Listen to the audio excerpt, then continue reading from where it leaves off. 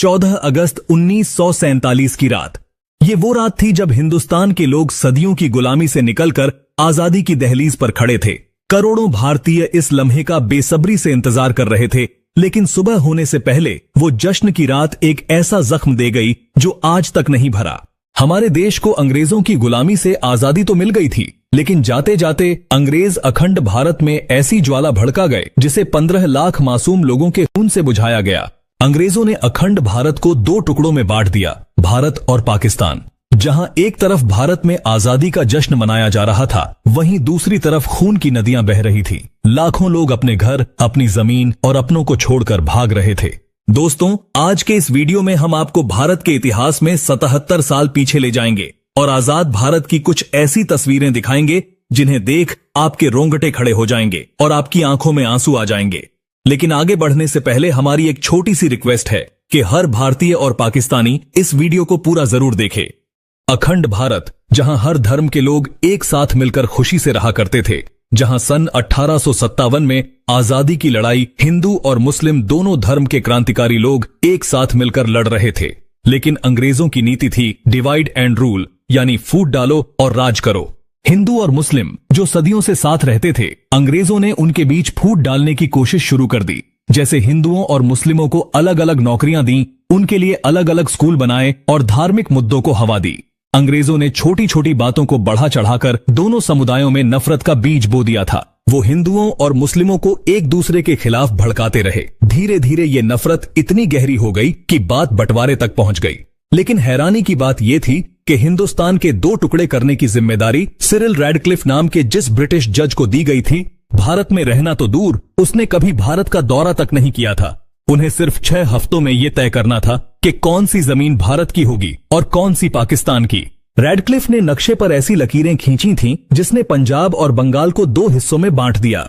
ये लकीरें इतनी जल्दबाजी में खींची गई कि कई गांव, कस्बे और परिवार रातों रात बट गए। लोग सुबह उठे तो पता चला कि उनका घर भारत में है, लेकिन खेत पाकिस्तान में। जिन जगहों पर लोग पीढ़ियों से साथ रह रहे थे, एक ही दिन में वो हिंदुस्तानी से पाकिस्तानी बना दिए गए। ये फैसले ना जमीन को समझकर किए गए, ना लोगों से पूछकर। बस एक अंग्रेज की कलम चली और इतिहास हमेशा के लिए बदल गया। दोस्तों, आजादी के वक्त जब बंटवारा हुआ तो हिंदुस्तान में बारिश का मौसम था। नदियां उफान पर थीं। बाढ़ की वजह से किसानों की फसलें बर्बाद हो चुकी थीं। करीब 2 करोड़ लोग अपने घर छोड़कर इधर से उधर भाग रहे थे।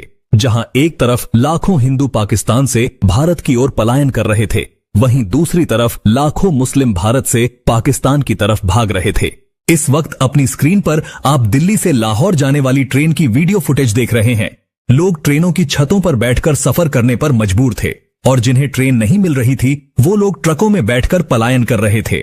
कुछ लोग बैलगाड़ियों का सहारा ले रहे थे, तो कुछ परिवार साइकिल पर ही अपना जरूरत का सामान लादकर एक देश से दूसरे देश की तरफ दौड़े चले जा रहे थे।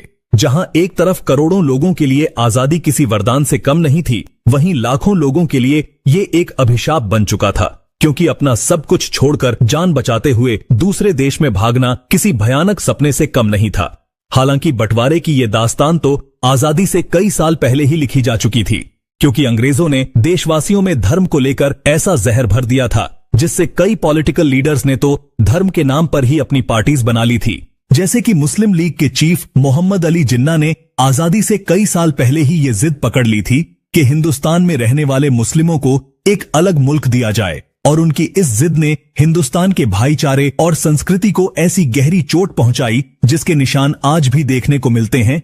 इस वक्त आप स्क्रीन पर जिन तस्वीरों को देख रहे हैं, ये उस वक्त की तस्वीरें हैं जब मोहम्मद अली जिन्ना ने पाकिस्तान का गवर्नर जनरल बनने की शपथ लेकर अपनी जिद पूरी की थी और वे अपनी पसंदीदा कुर्सी पर विराजमान हो गए थे।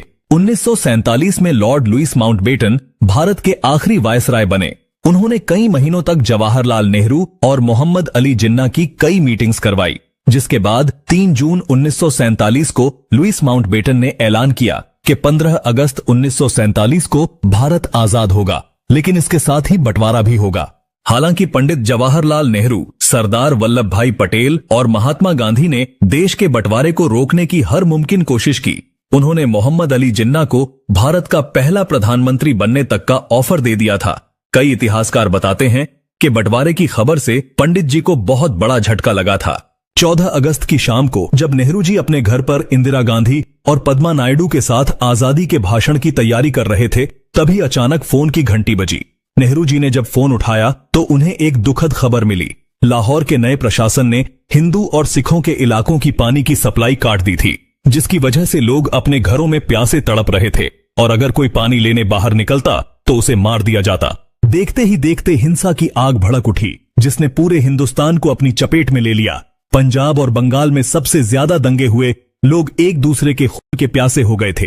ये खबर सुनकर नेहरू का चेहरा लाल हो गया, उनकी आंखों में आंसू थे, लेकिन फिर उन्होंने हिम्मत जुटाई और अपने आप को संभालते हुए 14 अगस्त की रात 11:55 पर नेहरू जी संसद के सेंट्रल हॉल में भाषण देना शुरू करते हैं। पंडित जी का यह भाषण सुनने के बाद महात्मा गांधी के नाम का नारा लगाते हुए देशवासियों ने आजादी का शंखनाद बजाया था। लेकिन करोड़ों देशवासियों को क्या पता था कि कुछ इलाकों में देश के लोग इस आजादी की बहुत बड़ी कीमत चुका रहे हैं।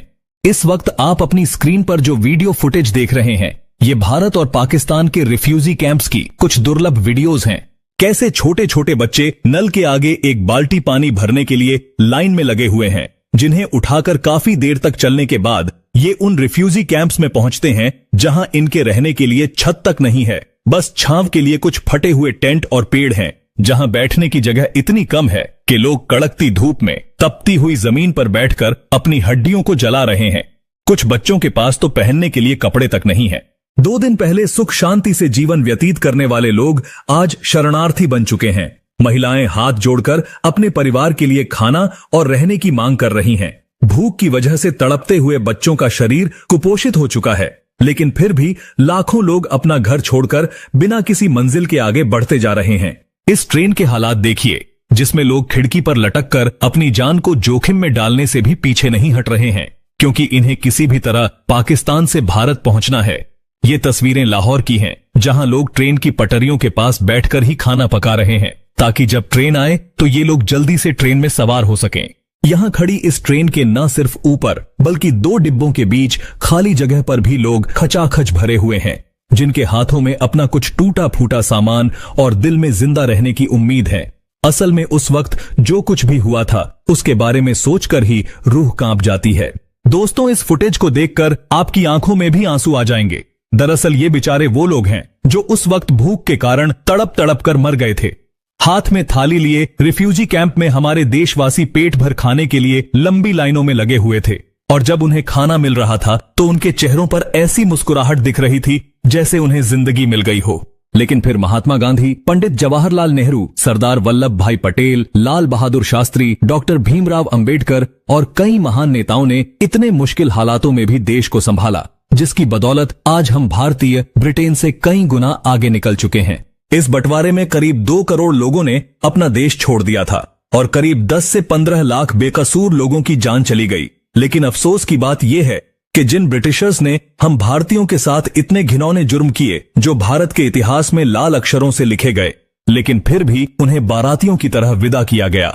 28 फरवरी 1948 के दिन जब अंग्रेजों की आखिरी टुकड़ी हमारा देश छोड़कर जा रही थी, तो उन्हें बैंड बाजे के साथ विदा किया गया था, जिसके बाद अंग्रेज मुंबई से अपनी बोट में सवार होकर बड़ी शान से ब्रिटेन का झंडा लहराते हुए हमेशा के लिए वापस लौट गए।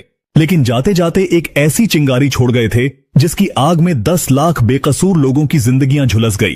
किसी के बाप को मार दिया गया, किसी की मां ने तड़प तड़प कर दम तोड़ दिया, किसी का भाई बिछड़ गया तो किसी की बहन पीछे छूट गई। दोस्तों, अगर आप ये वीडियो अभी तक देख रहे हैं और अगर आप भी उन लाखों लोगों के दर्द को दिल से महसूस करते हैं, तो कमेंट बॉक्स में उन्हें श्रद्धांजलि जरूर दें और इस वीडियो को ज्यादा से ज्यादा शेयर कीजिए। दोस्तों, ऐसी ही दिलचस्प और सच्ची वीडियोस देखने के लिए हमारे चैनल को सब्सक्राइब करके पास वाली घंटी के बटन को भी जरूर दबाएं। जय हिंद।